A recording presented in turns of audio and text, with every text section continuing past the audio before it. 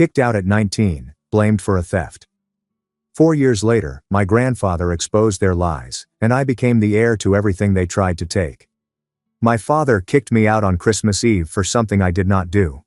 I constructed a life without him and believed I had left everything behind. However, my family's lies and greed came tumbling down years later. Before we get there, let me start from the beginning. My name is Liam Carter, I'm 23. And tonight, I'm heading back to the place I promised I'd never visit again. 3 years ago, my family booted me out on Christmas Eve. I'm traveling home today to celebrate my grandfather Edward's 72nd birthday. This is the first time I'll see my folks and Rachel since that night. The roadway is vacant. The sky was scarred with winter clouds, and as I come closer, my chest feels heavier.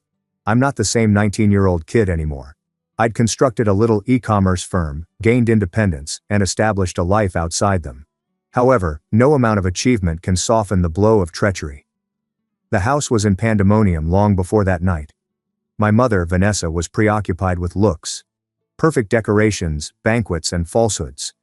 Rachel, my sister, was the golden kid. Spoiled, theatrical, and spiteful, as only siblings can be. If I breathed incorrectly, she mocked me. If I remained silent, she labeled me worthless. Vanessa constantly supported her.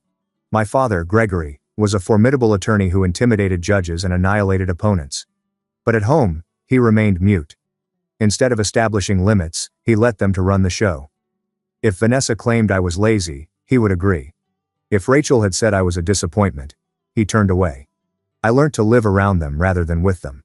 I spent the most of that December immersed in scholarship applications, brainstorming ideas for a little internet company that I hoped would get me out of the house. Late at night, while everyone else was asleep, I'd sneak into Gregory's office to print paperwork and conduct research. It was the only establishment with a functioning printer and a reliable Wi-Fi connection. Christmas Eve dawned frigid and brittle. The tree in the corner was shining. The home was filled with the aroma of cinnamon and pine. Vanessa was in hostess mode, shouting instructions and cleaning wine glasses as if the Pope was arriving for dinner. Rachel strutted about in a fashionable coat she had requested as a Christmas necessity, taking pictures in front of the fireplace. I kept out of the way, attempting to help where I could while counting down the hours until the day was over. Gregory then beckoned me into the living room. "Where is it?" His voice was not elevated, yet there was something threatening about it. "Where's what?" I inquired, puzzled. "My watch," he said abruptly. "The Rolex GMT Master 2 is white gold. The one your grandpa gave me when I became a partner. $40,000, Liam. It's gone." I blinked. "I know nothing about it." Vanessa laughed sharply and without humor. "Of course not. That is always your answer. Acting as if you're too preoccupied with your small projects to notice anything." "I didn't do anything," I said. "I have been." Rachel cut in. "Don't lie. I spotted you at Dad's office last week, beside his drawer, presumably plotting something." "I was printing a scholarship application," I explained, my voice tense. "I did not touch anything." Vanessa folded her arms. "The ideal representation of mock worry. You have been creeping about for weeks. Desperate. Secretive. It is evident what you did." "What are they desperate for?" I inquired, fury coming in. "You've never cared about what I do. You simply want someone to blame." Gregory moved closer, hovering over me. "This is not about assigning blame. That watch means more to me than you would ever realize. And now it is gone. I did not take it." My voice cracked from frustration. "I didn't realize it was gone until now." "Liar."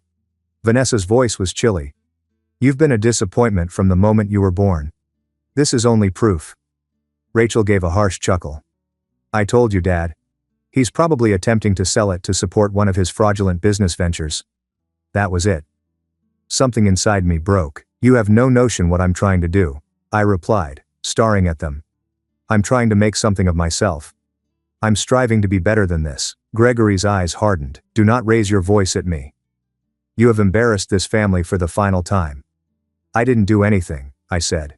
"You are accusing me of something I did not do." Before I could continue, Gregory moved to his desk, opened the drawer, and took out the empty Rolex box.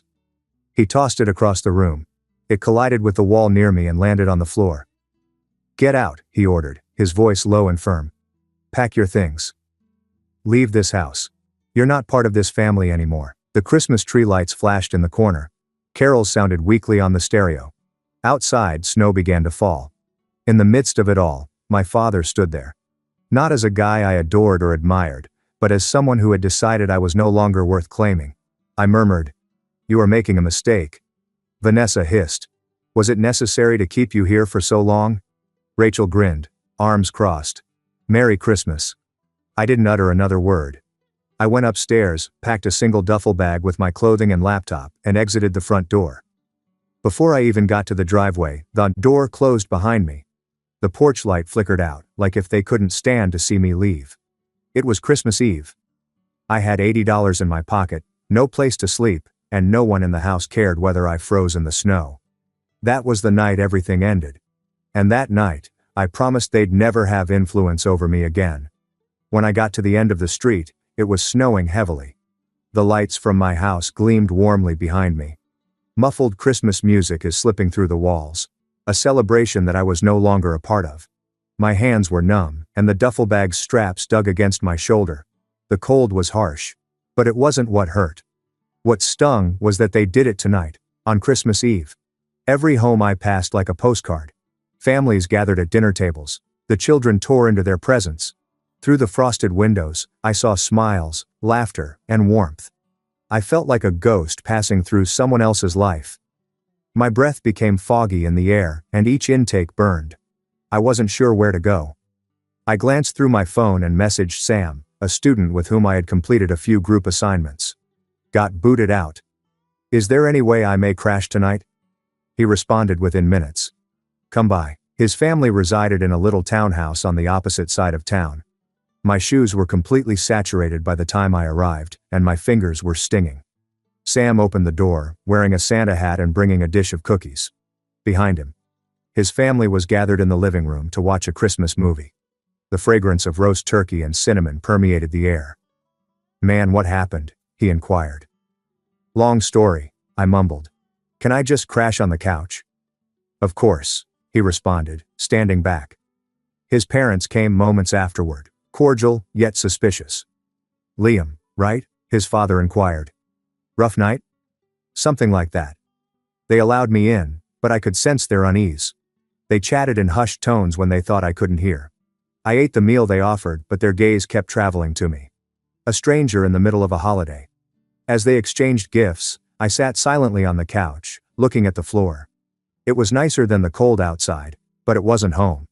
I departed the next morning before anyone was up. I texted Sam to thank him and tell him I would work things out. The weeks that followed blended together. I went from one friend's couch to another.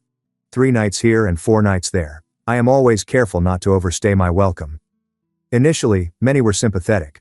They supplied food, blankets, and counsel. But sympathy does not stay long. By the 2nd or 3rd week, the indications began. "We'll be having family visits shortly. I need my space back."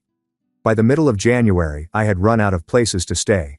The temperature had plummeted below freezing, and the cold pierced deeper than I'd ever felt before. I spent evenings in bus stops, public libraries, and even behind a gas station, huddled up with my duffel bag as a cushion. I missed meals to make the money I had last longer. I applied for part-time work, but due to my lack of experience, most employers rejected me before I ever had an interview. 2 weeks after being forced out, I decided to return to the house, not to speak with anyone, but to get my old laptop from the garage. It was my only resource for scholarship applications and job searches. I waited till dusk, thinking nobody would see me. They did. Before I could reach the side door, a police cruiser drove into the driveway. Officer Hayes went outside, his breath apparent in the cold. "You Liam?" he questioned. "Yeah. Your mother says you're trespassing." "I'm not. I used to live here. I just came to get my laptop." "How old are you?" questioned Hayes. 19, he moaned. "Technically, they're still responsible for you. But if you don't want to go back, I'm not going to drag you inside. I'll flag CPS and try to reach a relative. Just don't come back here. They're not going to change. I just need what you need," lightly interrupting, "is to stop trying to fix something that's already broken. If you want a future, you build it without them." He released me from any charges. I never went back. A week later, I was seated in the public library, using a free computer, when a woman touched my shoulder. I turned around and for a few seconds didn't recognize her. Beatrice is my father's older sister. I hadn't seen her for over 5 years. Officer Hayes obtained my phone information from a previous report and phoned me as soon as he could, she added. Told me what had occurred. I knew your parents were selfish, but they were tossing you out on Christmas Eve. She shakes her head. You're coming with me. Beatrice had always avoided Vanessa and Rachel, calling them snakes in designer shoes. When she found out I was on the streets, she came to the library where I had been spending my days and gave me a place. It wasn't charity. Beatrice made it obvious. If I stayed, I'd have to carry my own weight. Within a week she had found me a part-time work at a tiny car repair. The task was demanding. Long hours, oil beneath my nails and sore muscles. But I did not complain. It was a lifeline. I began saving every penny. A month later, I paid a few hundred for a dilapidated, hardly functioning second-hand automobile. It wasn't a lot, but it was mine. And most significantly, it provided a roof when I needed it. When Beatrice's extra room was unavailable or I had late shifts, I would park behind a 24-hour grocery shop and sleep there. The grind became my habit, with garage shifts. During the day and delivery work at night. During breaks, I taught myself coding and digital marketing using free online classes. Every harsh remark Vanessa and Rachel made online about their trips, lavish dinners, and family Christmas photographs added fuel to the flames. Rachel once wrote, "The house feels lighter without dead weight." She intended it as a barb. I took that as incentive. By spring, I had saved enough money to start a tiny e-commerce business. It hardly sold, but it was a start, demonstrating that I could construct anything. A few months later, I received a prestigious technical scholarship. It seemed like the first true win I had ever achieved on my own. Months later, while returning after a delivery, I went by my former neighborhood. The houses were once again illuminated, and music spilled onto the street. I paused across from my family's home. The windows were illuminated, and laughing echoed from within, the same warmth I'd seen from outside. I paused for a while before zipping my jacket and walking away. They decided to kick me out. I decided never to return. 4 years later, I returned to celebrate Grandpa's 72nd birthday. The invitation astonished me. I hadn't communicated with most of my relatives since the day I left. My father never reached out. Vanessa and Rachel pretended I don't exist. But Edward was different. Even after I left, Dad sent birthday cards, sometimes even checks, and a handwritten message when I received my scholarship. He was the only person who treated me like I still mattered. I knew I couldn't say no when his card arrived with a handwritten letter saying, "I'd like you there. Please come." When I arrived, the driveway was already crowded. Vanessa liked mentioning expensive automobiles in her chats. The home appeared precisely the same. Same porch light, wreath, and pleasant warmth from the windows. Nothing had changed except for me. I parked down the street and sat in my car for a while to steady myself. Then I stepped outside, fixed my jacket, and approached the door. When I went inside, the cacophony hit me. Laughter, clinking drinks, and music coming from concealed speakers. As I passed, a few relatives whom I hardly recognized nodded politely. Others gazed as if they had seen a ghost. Vanessa spotted me first. Her smile disappeared. "Well," she remarked, holding a wine glass. "Look who decided to show up." "Good to see you too," I answered calmly. Rachel followed, dressed head to toe in luxury brands and wearing a phony grin. "I was betting you wouldn't have the nerve," she told me. "I guess I owe Mom $20. I ignored the jibe and sought for my father. Gregory was standing by the fireplace with a drink in his hand, deep in conversation with one of Edward's friends. He looked up, saw me, and his expression faltered for a second, then he gave a stiff nod. Nothing more. The tension in the room was thick, but I kept my head up. I wasn't the kid they'd humiliated anymore. Olivia, Edward's attorney and oldest friend, yelled behind me. "I'm glad you came." "Wouldn't miss it," I responded. She lowered her voice. "Edward's been working on something. Don't leave before the toast." I nodded, not sure what she meant. I spent the next hour avoiding conversations. Vanessa introduced Rachel to anyone who would listen as an up-and-coming entrepreneur, despite the fact that I knew from social media that her influencer projects were failing. My father pretended I wasn't there. Every time I passed them, Rachel's voice rose just loud enough for me to catch a word. Pathetic. Still bitter. Probably unemployed, I didn't take the bait, and I focused on the reason I was there, Edward. It was nearly 9 a.m., when the clinking of a spoon against a glass silenced the chatter. Edward stood at the head of the long dining table, his posture straight, his voice strong. "Thank you all for coming," he began. 72 years is a long time to be alive, and I'm grateful to have so much family here tonight." He paused, scanning the room, then his tone shifted. Slower, heavier, deliberate. 3 years ago, something valuable went missing from this house. A Rolex GMT Master 2, white gold, $40,000. My son's watch, which my grandson Liam was accused of stealing. Vanessa's smile faded as I spoke with an old friend who runs a pawnshop downtown, and he froze when I mentioned the watch, despite the fact that he had been thrown out and disowned. Recently, his voice tightened, and I discovered the truth. He told me that just after Christmas that year, a young woman came into his shop with a matching piece, nervous, shaking, and talking too much. A ripple of unease spread across the room, and Rachel's hands tightened around her glass. I showed him a photo of the missing watch, Edward continued, and he didn't hesitate. The same model, serial number, and engraving. And the name on the paperwork? He paused, allowing the silence to stretch. Rachel Carter. The room erupted in whispers. Vanessa's face drained of color. Gregory's hand trembled as he set his drink down. Rachel stared at the floor, frozen. We traced the serial number to the current holder using his records. After the police contacted them, the watch was returned. But I didn't stop there, Edward continued, pacing slowly as if presenting evidence in court. I wanted the complete story, so I asked for help, and we traced the money, which was routed to a debt collector to pay off a boyfriend's gambling issue. The only sound was the ticking of the grandfather clock in the corner, and while all of this was going on, Edward said, his voice rising slightly.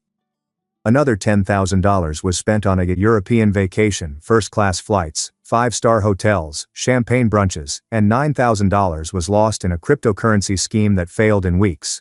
The person you all chose to blame, the one you called a liar and a thief, was trying to survive with nothing.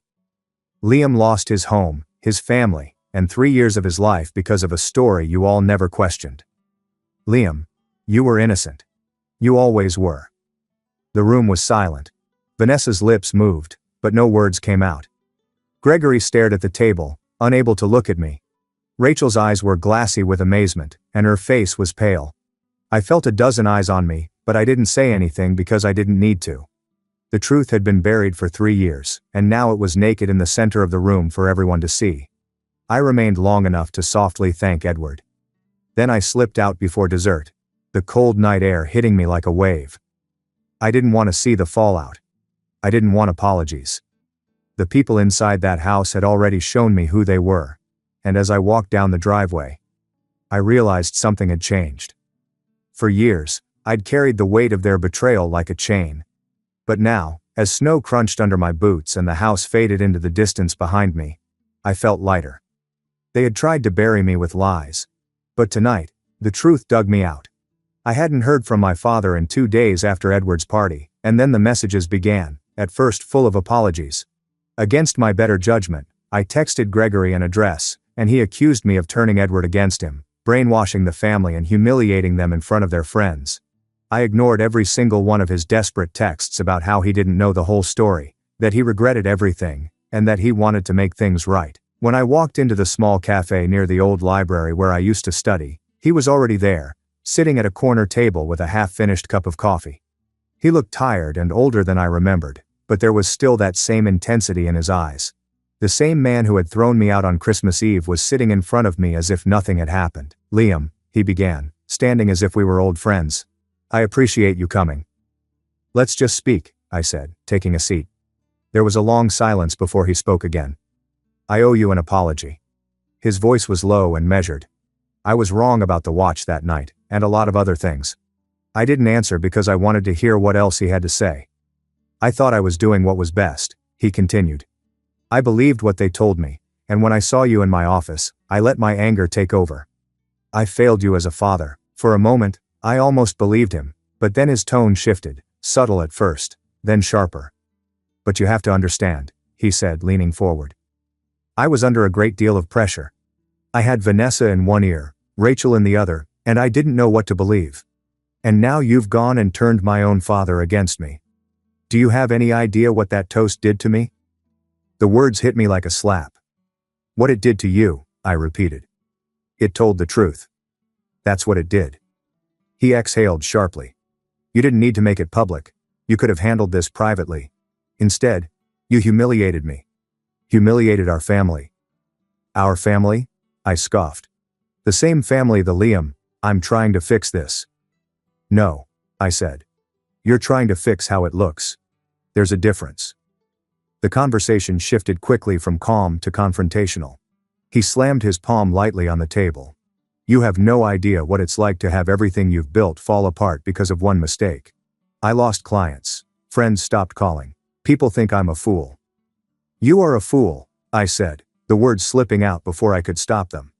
You believed a lie because it was easier than believing me, and now you're paying for it. Watch your tone, he snapped, the old authority creeping back into his voice. No, I said quietly. I'm done watching my tone. You kicked me out like trash and let them destroy my name. You didn't even respond to my messages when I begged you to hear me out, and now that the truth is out, you're still trying to blame someone else. The silence between us was sharp, and people at nearby tables began to glance over. Gregory looked around embarrassed, then leaned in. I'm asking you to move on. We are still family. We can rebuild. Family, I insisted. Family protects you. The family listens. Family does not throw a 19-year-old out on Christmas Eve without proof. His voice hardened. You're being theatrical. I already apologized. No, I said, standing now. You said you were sorry you got caught. I'm not sorry for what you did. He got up, his cheeks heated. You think you're better than me now? Because Edward's giving you money because you got a few scholarships. I don't think I'm better than you, I replied. I just know I'll never be like you. Something in his eyes shifted, anger, pride, maybe even fear. But he didn't stop. One day you'll regret this. One day you'll realize how much I sacrificed. I stared at him for a long time before answering. You didn't sacrifice anything. You threw away your son. I turned and walked toward the door. He called my name, but I didn't look back. I didn't need to. I stood outside the cafe for a few minutes, the winter air biting at my face. I should have been angry, but instead I felt clarity. My father hadn't come to apologize, he'd come to rewrite the story. He wanted forgiveness without accountability, redemption without consequences, and for the first time in my life, I realized I didn't owe him anything. I took out my phone and blocked his number, and the cycle was broken. 2 weeks had passed since the cafe confrontation, and I had not heard from my father since the day I walked away. But then Edward called, his voice calm, but there was something deliberate beneath the surface. I need you to come by the house, he said. There's something we need to talk about privately. I drove over the next morning, not knowing what to expect. He greeted me at the door with a firm handshake and led me into his study, which smelled of old books and cedar and was lined with decades of family history. On the table in front of him were several folders, each thick with documents. What's all this? I asked. Evidence, he replied. And a very big problem. Edward explained that after the truth about the watch was revealed, he couldn't shake the feeling that there was more beneath the surface.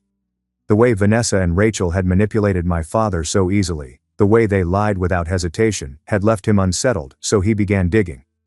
Over the course of 2 years, hundreds of thousands of dollars had quietly vanished from company and personal accounts. It all started with a review of the family company's financial records, which initially appeared to be in order. Then, inconsistencies began to emerge, with small withdrawals here and unaccounted transfers there. Vanessa had been issuing company credit cards in her name, charging them with business expenses such as designer handbags, spa treatments, and private chauffeurs, as well as funneling company funds into side ventures, failed influencer projects, expensive vacations, and even a short-lived clothing brand that failed in months. And that wasn't the worst of it. Edward opened another folder and handed a paper across the desk. A hefty loan agreement taken out in Gregory's name, but the signature wasn't his. Forged? I asked, and Edward nodded. Your mother signed it. She used the money to bail Rachel out of a failed cryptocurrency scam. Edward leaned back and added something that caught me off guard. They hadn't just destroyed trust. They had been bleeding the family dry while blaming everyone else for their mess. $500,000 had disappeared in a single night. And you once asked me why Rachel ever pawned the Rolex in the first place. If they were capable of stealing so much, why bother? I nodded, the question gnawing at me. Because that happened before all of this, Edward said. At the time, they didn't have access to company accounts. Vanessa wasn't a part of the business yet, and Rachel didn't know how to move money without getting caught. They needed fast, untraceable cash, and they needed it immediately. He flipped another page showing bank statements. Her boyfriend was deep in debt, not credit card debt, but the dangerous kind, with loan sharks and threats. They needed tens of thousands of dollars within days. The company funds were too risky to touch at the time. Too many eyes, too much paper trail. But your father's. How about my father? I asked quietly. He's ignorant, Edward said. Or maybe he decided not to see it. In any case, he let them go wild, and now they've nearly destroyed all I created. I leaned back in the chair. What are you going to do? Edward's visage darkened. I'm cutting them off, all of them, he said literally. Over the next hour, he laid out his plan. His lawyers were already restructuring the family trust. My father's name was being removed as a beneficiary. Every asset, real estate, shares, bonds would bypass him entirely, and the money that was supposed to sustain him in retirement would be gone. Vanessa and Rachel would not smell a thing. They had their opportunity, Edward continued, and they demonstrated they couldn't be trusted with our family's heritage. I didn't know what to say. It was a major choice, not just a punishment, but a definitive judgment. There's one more thing, Edward said. I'm setting aside a portion of the estate for you. Not because you deserve it, but because you earned it. You've shown integrity when everyone else around you has shown greed. I shook my head. I didn't do any of this for money. I know, he said, placing a hand on my shoulder. That's exactly why you deserve it. The fallout was immediate. Within days, word spread that Edward had rewritten his will, and Vanessa was furious. Rachel spiraled. Her cards were stopped, her accounts depleted, her projects crumbling, and she wrote me a long rambling letter online one night screaming for assistance. She phoned Edward's attorney several times, threatening litigation, but none of it mattered since the documentation was airtight. Even after I blocked him, he kept calling from new numbers, leaving dozens of missed calls and voicemails that ranged from rage to desperation. In one, he shouted that I had turned Edward against his own son, and in another, he begged me to talk. I deleted it without responding. In less than 2 weeks, Edward phoned again. It's done, he stated simply. The trust is finalized. They're shut off. I asked how my father reacted. He's outraged, Edward said. But he still doesn't understand why this is happening. He blames everyone but himself. Vanessa is discussing divorce, while Rachel is drowning in debt. A week after Edward signed the trust, the shockwaves began. At first, nothing obvious changed, just a shift in tone when my father's name was mentioned. Calls were no longer returned, meetings were rescheduled, and people he once called friends suddenly became too busy. It was the kind of silence that always comes before everything falls apart. Within 2 weeks, the first cracks appeared. When word of the trust changes reached the firm and whispers spread throughout the legal community, an internal audit was called routine, but everyone knew why it was happening. Investigators dug into records and soon enough patterns began to emerge. Forgery, unapproved transfers, and missing funds. Vanessa's name was linked to embezzlement, and an investigation into Carter Holdings was launched, revealing every detail of their scheme. By the second month, the situation had exploded, with the media catching wind of it and making brutal headlines. Rachel's influencer brand was exposed as a shell corporation, and my father's reputation, established over decades, was wrecked in days. The firm suspended him awaiting an inquiry. State regulators began a case, clients broke links, and former mentors refused to answer his calls. In the third month, Edward's lawyers began the process of reclaiming the family home, which would take time but was unavoidable. Creditors called on a daily basis, accounts were frozen, sponsorships disappeared. Rachel's projects failed one after the other, and Vanessa's carefully curated image crumbled. By the 5th month, humiliation had become public. When the eviction notice arrived, Rachel absolutely lost it and raced onto Edward's property, shouting that he was ruining the family. Edward listened attentively before cutting her off with a single sentence. The family does not fabricate signatures.